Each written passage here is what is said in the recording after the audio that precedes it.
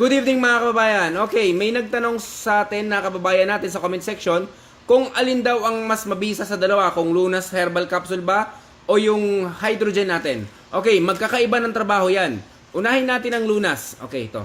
Ang Lunas natin is number 1 yan pang detox or panglinis ng katawan ng tao, no? Labas man ang loob ng katawan, malakas itong panlinis. Bituka mo dito, talagang linis dito. Yung mga sebo-sebo na nakakain mo, ilalabas nito. Gallstone, kidney stone, plema na ilalabas nito. Marami tayong testimonya yan.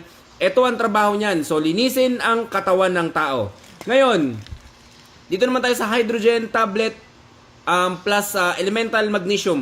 Ang trabaho naman nito, malakas ang antioxidants nito. Okay? So, ang trabaho nito is para i-repair yung mga sirang damage sa katawan natin, sirang internal organs, sirang damaged cells, kung may mga cancer cells ka. Ayun ang trabaho ng hydrogen. So magkaiba sila ng trabahong dalawa, pero napaka-useful ng dalawang ito. Sa Lunas lang talaga, mabilis lang talaga ang epekto nito, as in, pag uminom ka nito mamaya-maya, makikita mo talaga pag dumi mo, kung ano-ano makikita mo dyan na hindi nararapat sa tiyan mo is nilalabas. Sa hydrogen naman, bibilang ka ng, sabihin natin linggo o buwan bago mo maramdaman yung epekto niya kasi nga nagre-repair. Nire-regenerate ng hydrogen natin kung ano man yung mga sirang internal organs natin sa katawan natin. Like for example, meron kang CKD, no? May damage siyang may damage siyang liver mo or kidney mo. Unti-unting tatrabahuin niya ng hydrogen, unti-unti niyang i-repair. So kung mas mabuti na rin siguro mag-search kayo kung ano ang mga benefits nitong hydrogen,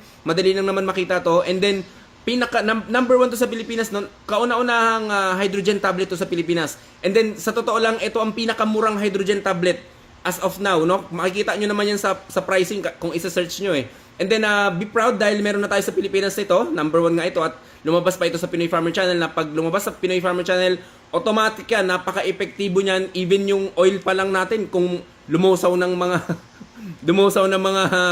bukol sa katawan niya, makikita nyo talagang mga testimonya, kahit skin problem, no? Kahit may mga hika. So yun ang pagkakaiba ng dalawa. Ang mahalaga doon, kung talagang severe yung kalusugan mo, so pagsabayin mo yung dalawa, inom ka parehas, and then wag niyong kalimutan yung acid guard natin. Meron pa tayong acid guard. So yun lang mga kababayan, kung may mga katanungan kayo, pwede kayong mag-comment, pwede kayong mag-PM sa akin. Stay healthy, ako si Chance, at ako ang magsasakang gala.